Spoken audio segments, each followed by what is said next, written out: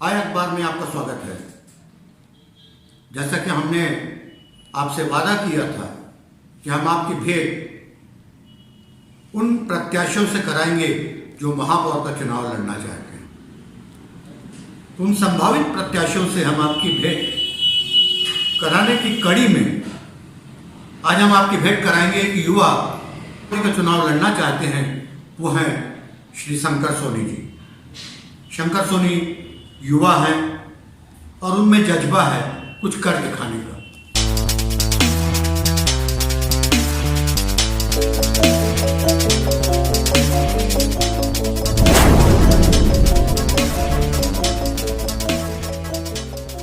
आज हम भेंट करते हैं शंकर सोनी जी से और जानते हैं कि उनके मन में क्या योजनाएं चल रही हैं, किस तरह का विकास वो सतना में करना चाहते हैं और किस तरह का विकास यदि वो महापौर बन जाते हैं तो किस तरह का विकास सतना के लिए करेंगे।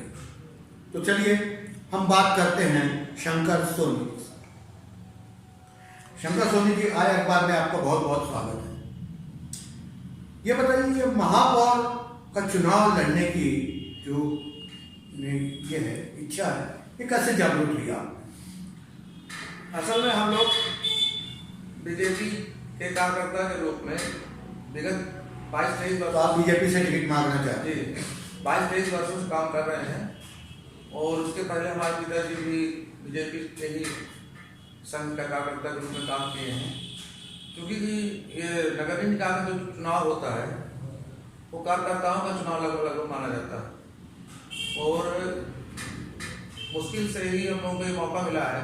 क्योंकि मैं पिछले वर्ग से भी आता हूँ, भले समान वर्ग से राजनीति करता हूँ, सबको साथ में लेके किया हूँ। कभी भी ये नहीं अपने ऊपर आरोप लगने दिया कि हम पिछड़ा है। पर जब मौका मिला है तो निश्चित ही हम युवा होने के नाते और शहर में घूमते रहते हैं, थोड़ा सा डर होता है कि कहीं ये कमी है कहीं वो कमी है। इस नाते हम सब कुछ करने के लिए मकसद से ही चुनाव लड़ना चाहते हैं। तो ऐसे कौन से 3 कार्य जो हैं जो आप प्रायोरिटी बेसिस पे करना चाहते हैं? सबसे पहला, आउटर बेल्ट में शहरी क्षेत्र में चूंकि शौचालय काफी है, आउटर क्षेत्र में मैंने देखा है जब मिलने जाते हैं कि निकलते हैं वहां से तो आज भी लोग खुले शौच के लिए जाते हैं। तो हमारी ये इच्छा रहेगी और अपेक्षा और वो मन में अभिलाषा है कि हम ज्यादा से ज्यादा शौचालय, सार्वजनिक शौचालय का निर्माण करवाएं। ठीक। दूसरी चीज, चूंकि अपना शहर सतना का जो मार्केट एरिया है सीमित है जरा सा, तो हम उस मार्केट को कुछ नई योजनाओं के साथ आगे ले जाना चाहिए जिससे ये क्षेत्र अपना फैले, बाजार एरिया फैले और उस आउटर बेल्ट का भी इन्हीं के बाजार के माध्यम से विकास हो। तीसरी चीज, चौपाटी यहाँ सिर्फ 1-2 जगह है जिससे शहर में जाम भी लगता है, दूसरा बेरोजगार भी ज्यादा संख्या में है।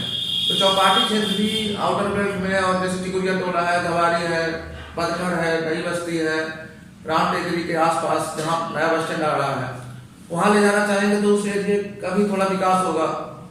और अपने जैसे कभी रिश्तेदार वगैरह आते हैं, बोलते कहीं घूमने जाना है तो अपने को एरिया नहीं मिल पाता, तो कुछ पार्क की भी अलग से व्यवस्था करने की मंशा है हमारे में। ये स्वास्थ्य और शिक्षा के संबंध में आप क्या करेंगे? स्वास्थ्य के संबंध में शहर में कई ऐसे जमीनें हैं जो प्राइवेट लोगों ने बेच रखी है, उसमें ऑलरेडी नक्शे में दिया हुआ है कि ये स्वास्थ्य के लिए है या हॉस्पिटल के लिए जमीन है, खेल के मैदान के लिए है।